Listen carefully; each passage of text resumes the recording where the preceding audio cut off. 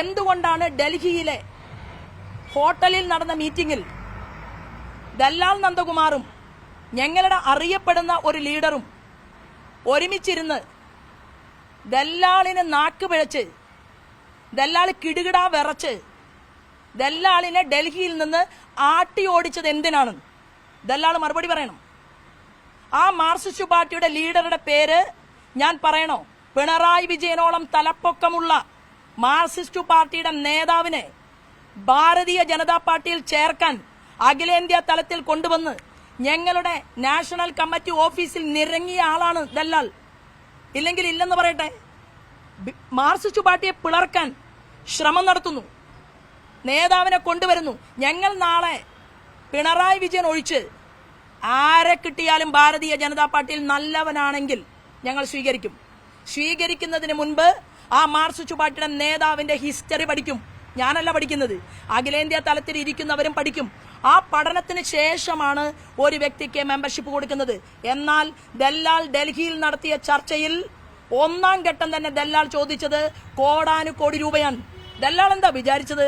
ഭാരതീയ ജനതാ പാർട്ടിയിലേക്ക് ആളുകളെ കൊണ്ടുവരുന്നത് നിങ്ങളെപ്പോലെയുള്ള ബ്രോക്കർമാർക്ക് പണം കൊടുത്തിട്ടാണെന്നാണോ? അല്ല, ഈ പാർട്ടി നിങ്ങൾ ഉദ്ദേശിച്ച പാർട്ടിയല്ല. ഇപ്പോ അനിൽ ആന്റണിക്കെതിരെ ഇതുപോലെ ചില അന്യായങ്ങൾ പറഞ്ഞു. ഞാൻ മാധ്യമ സുഹൃത്തുക്കളോട് പറയാൻ ആഗ്രഹിക്കുന്നു, ദല്ലാളിനെ കൊണ്ട് നിങ്ങളാണ് ചോദിപ്പിക്കേണ്ടത്. ഏത് നേതാവിനെയാണ് ദല്ലാൽ നന്ദകുമാർ ഗോവിന്ദൻ മാഷ് യാത്ര നടത്തുമ്പോൾ തൃശൂരില് ഗോവിന്ദൻ മാഷയുടെ യാത്ര വരുന്ന ദിവസം ശോഭാ സുരേന്ദ്രന്റെ മുറിയിൽ, എവിടെ, രാമനിലയത്തിൽ ശോഭാ സുരേന്ദ്രന്റെ പേരിൽ രജിസ്റ്റർ ബുക്കിൽ ശോഭാ സുരേന്ദ്രൻ ഒപ്പുവെച്ച് ഞാൻ അരമണിക്കൂർ ആ മുറിക്കകത്തിരുന്നപ്പോ ഏത് മാർക്സിസ്റ്റ് പാർട്ടിയുടെ നേതാവാണ് ശോഭാ സുരേന്ദ്രനെ കാണാൻ വന്നത്? ഏത് നേതാവാണ് അഖിലേന്ത്യാ തലത്തിലുള്ള എന്റെ നേതാവുമായിട്ട് സംസാരിച്ചത്? ദല്ലാൾ പറയണ്ടേ? അല്ല, ഞാനല്ല പറയേണ്ടത് മറുപടി. ഈ ദല്ലാൾ പറയണം, എന്തിനാണ് രാമനിലയത്തിൽ ഗോവിന്ദൻ മാഷുടെ യാത്ര നടക്കെ മാർക്സിസ്റ്റ് പാർട്ടിയിലെ പ്രമുഖനായിട്ടുള്ള നേതാവ് ശോഭാ സുരേന്ദ്രനെ കാണാൻ രാമനിലയത്തിലെ മുറിയിൽ വന്നത്?